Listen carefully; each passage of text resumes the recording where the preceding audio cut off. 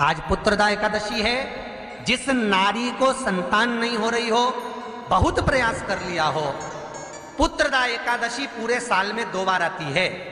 एक श्रावण के महीने में आती है, दूसरी पोषादिक्रम में आती है। श्रावण के महीने की जो पुत्रदा एकादशी होती है, ये संतान की वृद्धि करने वाली होती है। शंकर जी के मंदिर में जाकर, भगवान शिव के मंदिर में पूजन करके घी का 1 कटोरी में घी और 1 कटोरी में खीर शंकर के सामने रख देते हैं। भगवान शंकर के मंदिर पर चौखट पर घी का दिया लगा देते हैं। शंकर जी की चढ़ी हुई 1 बेलपत्र साथ में रखें और 1 बेलपत्र को उठाकर शंकर जी के मंदिर की चौखट पे ही बैठकर चबा चबा कर खा लेते हैं। जो 1 बेलपत्र लेकर आए हैं वो अपने पति को खिला देते हैं। कहते हैं पुत्रदा एकादशी के दिन ये कर लेने पर संतान की प्राप्ति हो जाती है, पुत्र की प्राप्ति हो जाती है। डॉक्टर कहेंगे ये तुम्हारा व्रत जो है ना अगले साल कर लेना, इस साल मत करिए, इस साल तो आराम से भोजन वोजन करो, तुम लोग बढ़िया प्रेम से खाओ पिए। तो उसी तरह किसी ने पूछा कि चावल का दाना एकादशी पर भगवान शंकर को चढ़ा सकते हैं? चावल का दाना शंकर जी को चढ़ाते क्यों है, पहले तो वो समझ।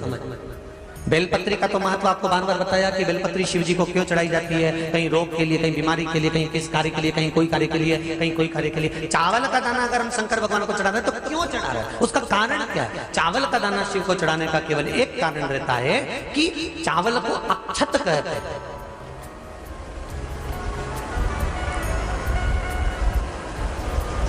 अक्षत का मतलब होता है अक्षय। अभी हमारे यहाँ एक तिथि आने वाली है, अक्षय तृतीया। उसका मतलब क्या होता है? अक्षय, जिसका कभी क्षय ना हो।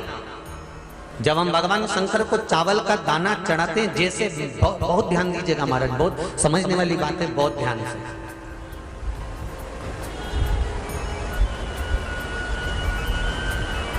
चावल का दाना हमारे मस्तक पर तिलक करने के बाद पंडित जी क्यों लगाते हैं कि भगवान जैसा समय आज चल रहा है, आप पूजन कर रहे हो, पाठ कर रहे हो, दान कर रहे हो, पुण्य कर रहे हो, सत्कर्म कर रहे हो, भजन कर रहे हो, मेरा देव अधिदेव महादेव, मेरा नारायण, मेरा सत्यनारायण भगवान, मेरा राम जी, मेरा विष्णु जी, मेरा भागवत मैया, मेरी रामायण मैया, ब्राह्मण मस्तक पर तिलक लगाने के बाद चावल इसलिए लगाता है कि जैसा समय आज चल रहा है, भगवान तुमको ऐसा ही समय बनाकर रखे और तुम ऐसे ही 4 चांद लगाते रहो, दान पुण्य संकीर्तन करते रहो। इसलिए मस्तक पर चावल का दाना लगाया जाए।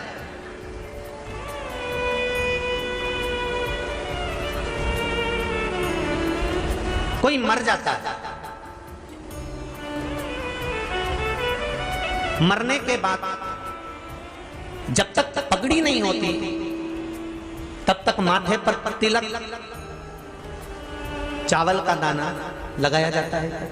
जम के बोलो जरा, नहीं लगाते। किसी पंडित जी से पूछो, ब्राह्मण देवता से पूछो, ब्राह्मण देवता ये कोई मर गया, और हमारा तो नियम है कि हम सिर पे तिलक लगाते हैं, चावल लगाते हैं, या पंडित जी से हम तिलक लगवाते हैं, मंदिर जाते हैं तो मंदिर में जाके तिलक लगवा के हम चावल का दाना लगवाते हैं। क्यों नहीं लगाते? उसका कारण क्या है? जब किसी के मरने के बाद 10 दिन तक, 12 दिन तक मस्तक पर तिलक क्यों नहीं लगाया जाता? 10-12 दिन तक माथे पर तिलक या चावल क्यों नहीं लगाया जाता? उसका कारण है कि ये जो समय आया है, तुम्हारे यहाँ जो गमी हुई है, तुम्हारे यहाँ कोई मर गया है, तुम्हारे यहाँ किसी के प्राण छूट गए हैं, तो ब्राह्मण इसलिए तिलक नहीं लगाता आपको, इसलिए चावल का दाना नहीं लगाता कि ऐसा दिन भगवान अब ना लाए, इसको अमर ना करे, इसको अक्षय ना करे, इसको प्रबल ना करे।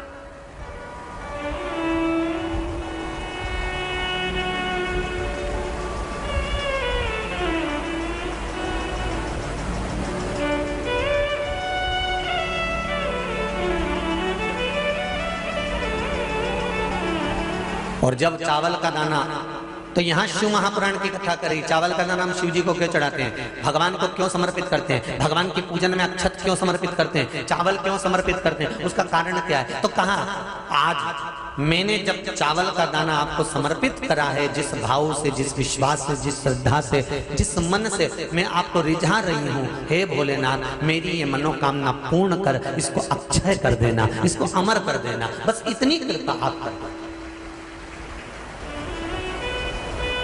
अब किसी ने पूछा एकादशी के दिन चावल चढ़ाए कि नहीं चढ़ाए, तो यहां तो सीधी सीधी बात है, बीमारी देखकर थोड़ी ना आती है। कि नवरात्र चल रहे हैं कि सावन का सोमवार चल रहा है। बीमारी तो बीमारी। तुम चावल मत खाओ। तिरुपति कौन कौन गया? हाथ उठाओ। ठीक है। जगन्नाथ जी कौन कौन गया? हाथ उठाओ। हाँ ठीक है। द्वारका जी कौन कौन गया? हाथ उठाओ। ठीक है। बद्रीनाथ कौन कौन गया? हाथ उठाओ।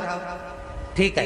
एकादशी के दिन कभी तुम बद्रीनाथ चले जाओ, एकादशी के दिन तुम द्वारका चले जाओ, एकादशी के दिन तुम तिरुपति चले जाओ, एकादशी के दिन तुम जगन्नाथ चले जाओ, एकादशी के दिन तुम्हारी मर्जी पड़े भगवान के किसी धाम में चले जाओ और भगवान को भोग लगाओ और उनकी थाली को झांक कर देखना, उसमें चावल जरूर मिलेगा। उसमें ऐसा नहीं है कि चावल नहीं मिलेगा।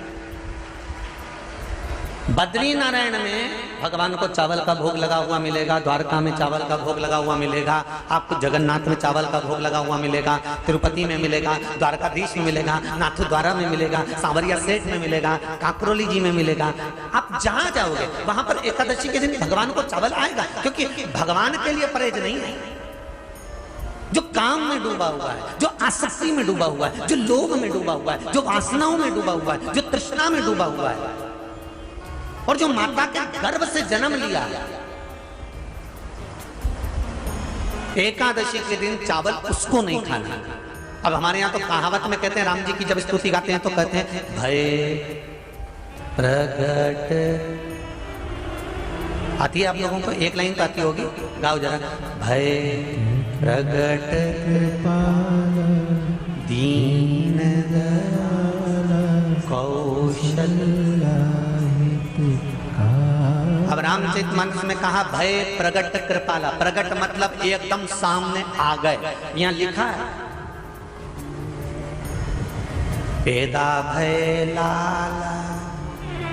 अगर तुलसीदास जी लिखते तो जन्म लिया होता राम जी ने तो तुलसीदास बाबा लिख देते कि पेदा भय, माता के गर्भ से इनका जन्म हो। नहीं नहीं नहीं, यहाँ कहा भय प्रगट कृपाला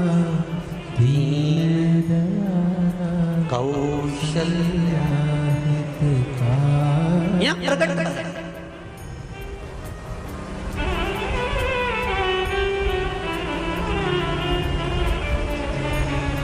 तो ये है हमारा रेड फोर्ट। वायलेट में क्या चमक रहा है? वायलेट?